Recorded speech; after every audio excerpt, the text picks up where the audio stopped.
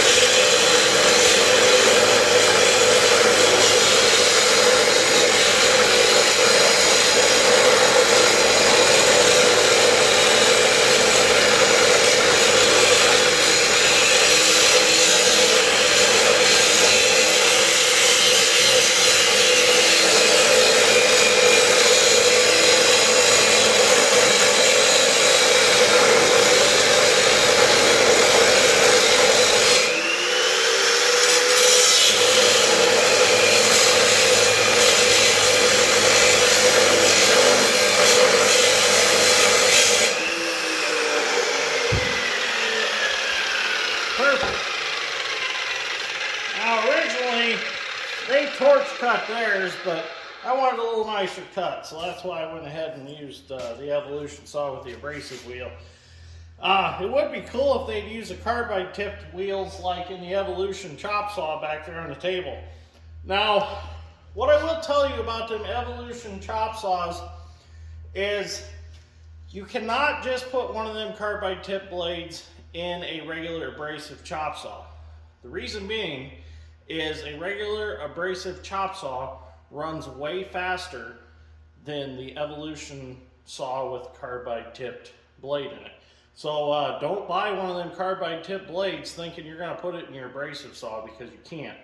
They're actually lower RPM and higher torque. So supposedly it's too high RPM and it'll actually throw the teeth off the blade if you try to put them in a regular abrasive chop saw. So just a little information there.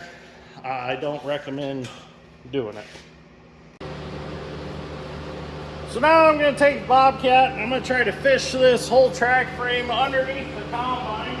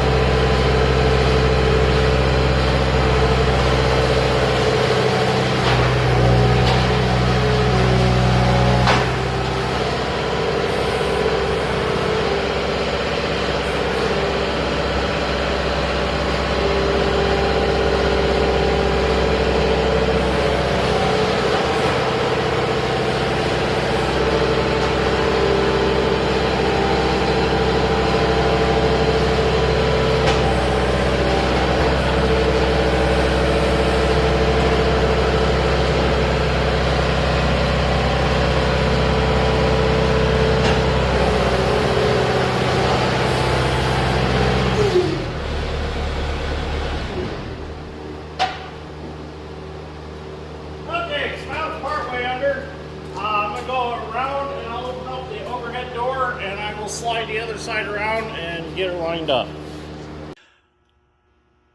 Well, I got a little bit behind in video, but here's where we're at now. I got jacks underneath supporting the track frame. I've started to raise it up. I had a little bit of a problem with the track frame bowing, and with it bowing, it was keeping the plates from passing up through here beside the brackets for the lift cylinders for the head.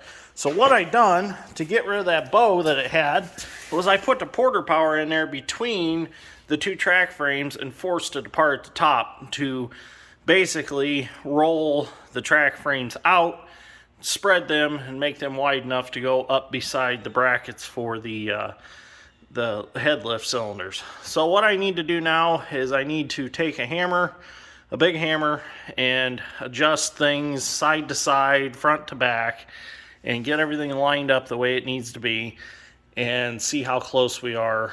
And if we can get it perfectly, then we can start welding.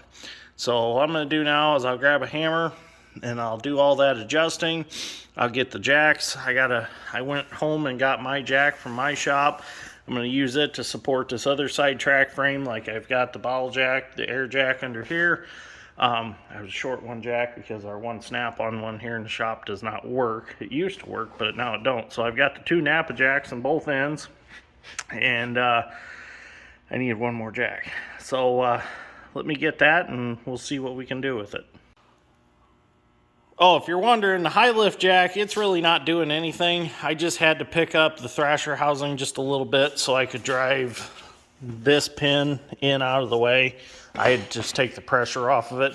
I do have the prop in just so that doesn't fall for safety. And I just need just a little bit of slack in that pin, and the high lift jack was plenty to do that, so I can actually take that out. I don't really need that anymore. Well, it's been quite the battle, but it's under there finally. It is measured up, centered, every which way I can think of to measure it to get it square with the combine, and it is jacked up under there tight. As you can see, the gaps are tight. Took quite a bit of beating around with a hammer, that hammer right there, to get everything square and plumb where I wanted it, but I think it is perfect under there now. So Dad should be on his way back. I'm going to have him do some measuring and make sure I didn't miss anything, because I want to get this right, because if it's not right, it's going to wear on the sides of the track chains, and it's got to be, the track chains have got to be square with the sprocket, or else it's going to rub and prematurely wear stuff. I mean, it don't have to be like within thousandths, but it needs to be very close. I mean, it just makes me feel better if it was just absolutely perfect. So that side's looking real good. This side's looking real good. So I think we've got it. It's actually, the combine is actually setting on the track frames with all the jacks holding it up. I still got the jack stands under there, of course, but I've got it tight under everything. So everything looks good for the axle part. All I've got left to do is figure out how I'm going to mount back here. I think what I'm going to do is just drop a heavy plate down and maybe reuse these angle iron brackets. I don't know yet, but I'm going to do something a little different than what they had. Well, I don't know exactly what they had. Maybe they did have some sort of tab welded down here on the sides. Like I said, I wish I could see pictures of how they had this set up, but there's no pictures that exist. So this should work out really good. I got a good spot back here. I can get some really good weld in. The other side's going to be a little bit tricky welding it because of the hydrostat unit and stuff in the way. But I think I can get in there to get her done. So I'm going to have to try to like come up through the bottom, watch through here or something. I don't know. But that's going to be a little bit tight welding down there. But I'll get her figured out. So, well, I can get a good weld in here, no problem. Another thing I'm going to do is maybe cut this hole a little bit nicer for this adjustment there. So, oh, Dad's back. Yep, Dad's back. So I'll have him help me measure this up, make sure I didn't miss anything, and if it's all good, we'll start welding. Okay, so what we ended up doing was we took the level like this, put it between the studs, and we got the level, which it isn't right now. So I'll turn it.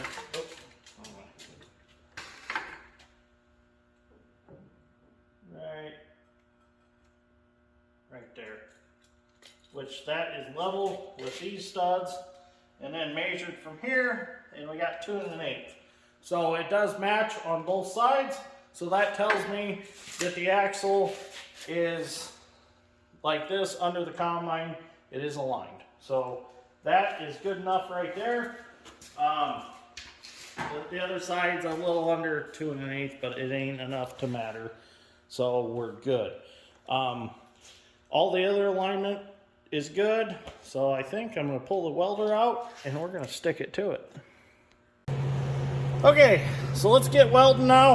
I'm going to weld the plates on, and then I'm going to get the jacks out of the way, because once we get these plates welded to the axle, we don't need the jacks anymore. So they can be out of the way so we're not tripping over them, and then I'll come back and I'll weld all the gussets in. So let's get these plates on.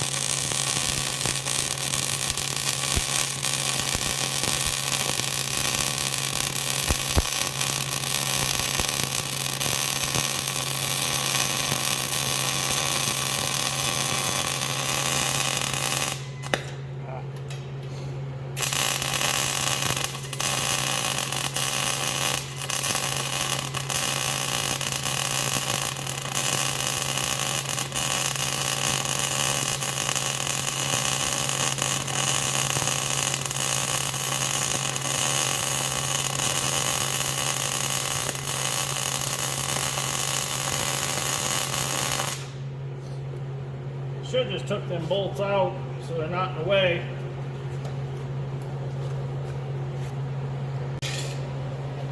Go ahead and weld this other side up.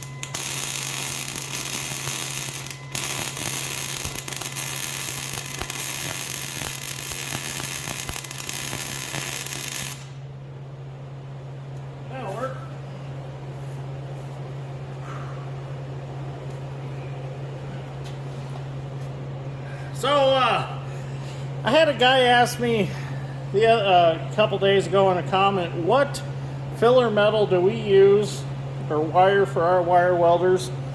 I usually use anything from Lincoln Electric wire to Hobart filler metals. I've used some firepower stuff, but I feel like the best wire on the market to use is either the Hobart or the Lincoln.